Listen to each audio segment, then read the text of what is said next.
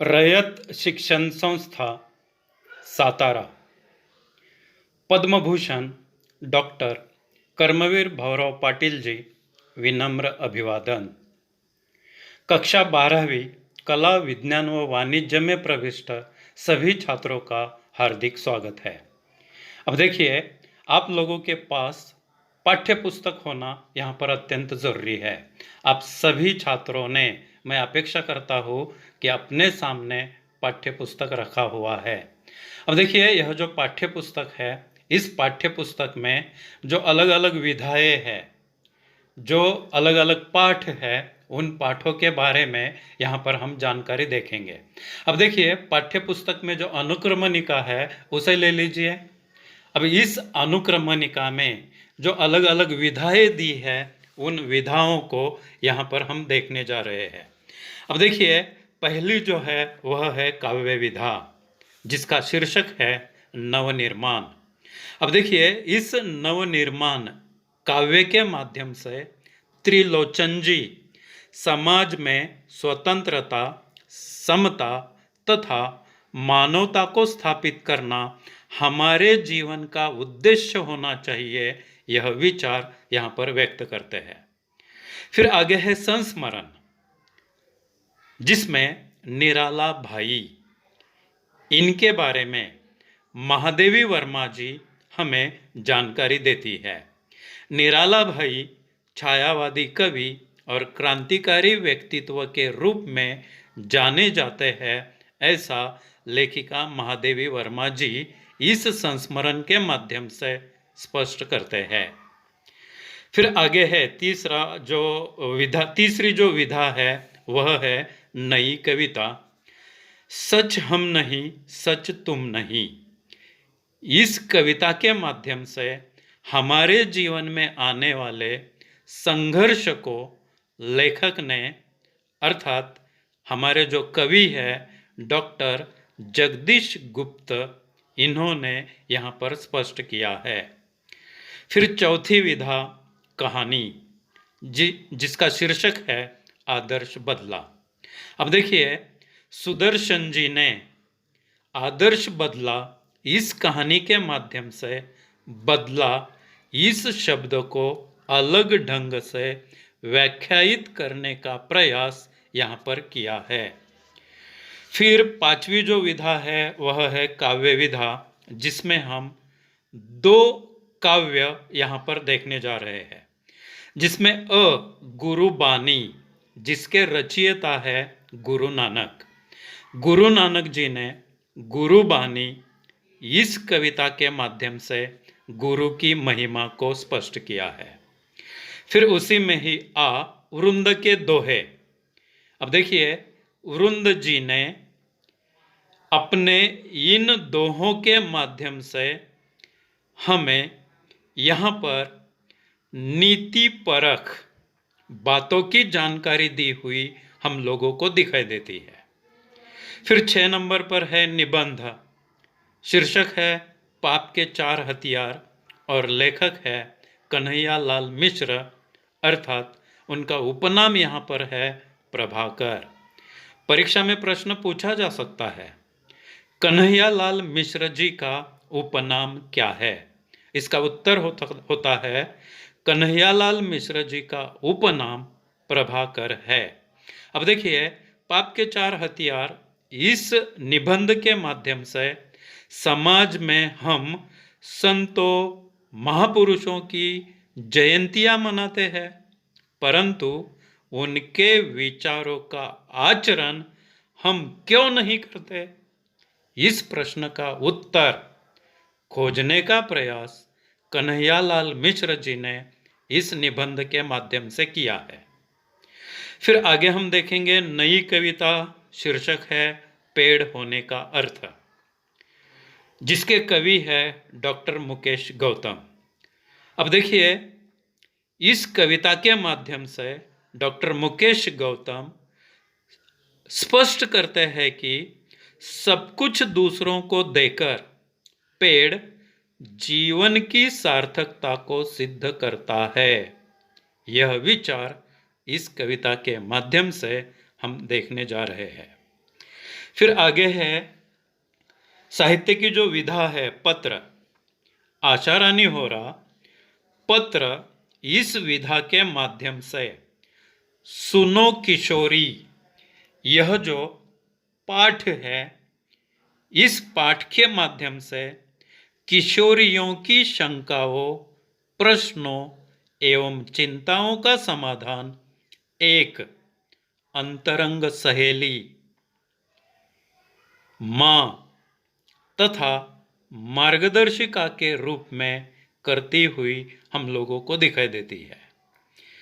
फिर 9वीं जो विधा है वह है शेर अर्थात काव्य विधा, जिसका शीर्षक है चुनिंदा शेर। कवि कैलाश सेंगर सामाजिक अव्यवस्था और विडंबनाओं को स्पष्ट करने का प्रयास चुनिंदा शेर के माध्यम से करते हैं। फिर अगला जो है क्रमांक 10 ओजोन विघटन का संकट। यह एक लेख है। डॉक्टर कृष्ण कुमार मिश्र ओजोन विघटन का संकट इस लेख के माध्यम से मनुष्य की सुविधाओं के लिए किए जाने वाले संशोधन और साधनों के कारण पर्यावरण के ह्रास की ओर हमारा ध्यान आकर्षित करते हैं।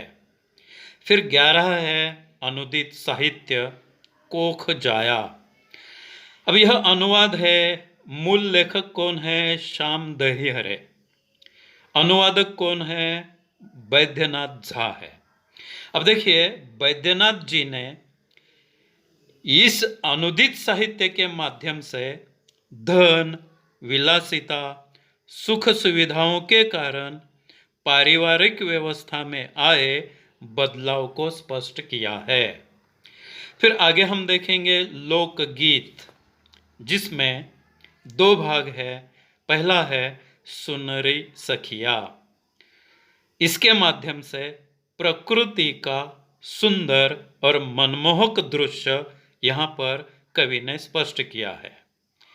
फिर है कजरी। जनमानस की जो भावनाएं हैं उन भावनाओं के कलात्मक पक्ष की अभिव्यक्ति यहाँ पर कवि ने दी हुई हम लोगों को दिखाई देती है। यह हुआ गद्य तथा पद्य विभाग, जिसमें हम लोगों ने देख लिया है कि हमें 6 गद्य तथा 8 पद्य अध्ययन के लिए है। अब आगे विशेष अध्ययन हेतु जो पाठ है वह है कनुप्रिया। अब देखिए यह एक काव्य विधा है। इस काव्य विधा के माध्यम से तथा कनुप्रिया इस काव्य के माध्यम से डॉक्टर धर्मवीर भारती कृष्ण तथा राधा के मन के भावों को अभिव्यक्त करते हैं। अब जो अंतिम भाग है वह है व्यावहारिक हिंदी। इसमें पहला जो पाठ है वह है पल्लवन। लेखक है डॉक्टर दयानंद तिवारी जी। अब देखिए पल्लवन अर्थात किसी सुविचार को अथवा किसी सुविचार के विस्तारित अर्थ लेखन की अत्यंत सरल शैली में डॉक्टर दयानंद तिवारी जी ने हमें यहाँ पर पल्लवन की जानकारी दी है। फिर आगे है फीचर लेखन। अब फीचर लेखन यह कहानी है डॉक्टर बीना शर्मा। फीचर लेखन अर्थात किसी विषय का सजीव वर्णन पाठकों के सम्मुख करना होता है, ऐसा फीचर लेखन का अर्थ यहाँ पर स्पष्ट करते हैं। मैं उद्घोषक, यह अगली विधा है व्यवहारिक हिंदी की। आनंद सिंह जिसके लेखक है सूत्र संचलन की प्रस्तुति आत्मकथा के माध्यम से आनंद सिंह जी यहाँ पर कराते हैं। आगे ब्लॉग लेखन प्रवीण बरदापुरकर। पत्रकारिता के क्षेत्र में ब्लॉग लेखन का जो महत्व है, इस महत्व को हमारे लेखक प्रवीण बरदापुरकर यहाँ पर स्पष्ट करते हुए हमें दिखाई देते हैं। और अंतिम जो विधा है, अंतिम जो पाठ है, वह है प्रकाश उत्पन्न करने वाले जीव।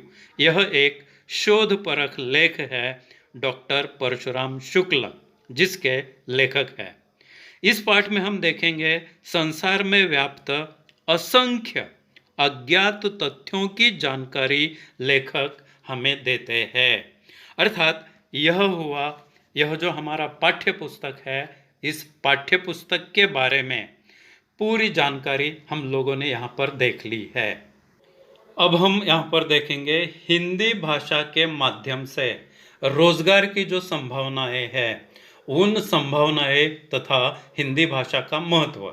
देखिए, संघ लोक सेवा आयोग, IAS, IPS, राज्य लोक सेवा आयोग, इनकी जो परीक्षाएं होती है, उन परीक्षाओं की तैयारी, उस दृष्टि से इस भाषा का महत्व है।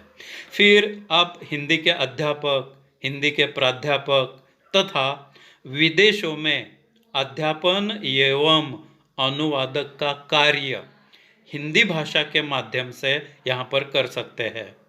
फिर आगे चलकर पत्रकारिता, समाचार वाचक, समाचार लेखन, हिंदी अधिकारी, हिंदी अशुलिपिक, हिंदी टंकन, हिंदी ब्लॉग, हिंदी सॉफ्टवेयर इत्यादि क्षेत्र में आगे चलकर आप अपना करियर कर सकते हैं। फिर इसी के साथ साथ धारावाहिक लेखन, जो मालिकाएं होती है, सीरियल्स होती है, उनका लेखन, फिल्म लेखन, सिनेमा का लेखन आप लोग कर सकते हैं। नाटक, एकांकी, प्रहसन, इसका भी लेखन यहाँ पर हिंदी भाषा के माध्यम से करियर की दृष्टि से हमें यहाँ पर योग्य दिखाई देता है। इलेक्ट्रॉनिक मीडिया है, प्रिंट मीडिया है, मुद्रित शोधक, संवाद लेखक, समाचार संपादक, रेडियो जॉकी, हिंदी कमेंट्री, महाप्रबंधक राजभाषा, राजभाषा सहायक, अनुवादक आदि दृष्टि से भी आप लोग इस भाषा के माध्यम से अपना करियर यहाँ पर कर सकते हैं। चलिए, तो आज हम लोगों ने हिंदी पाठ्य पुस्तक तथा हिंदी भाषा का करियर की दृष्टि से जो महत्व है, इसे यहाँ पर देख लिया है। आज हम यहाँ रुकेंगे। धन्यवाद।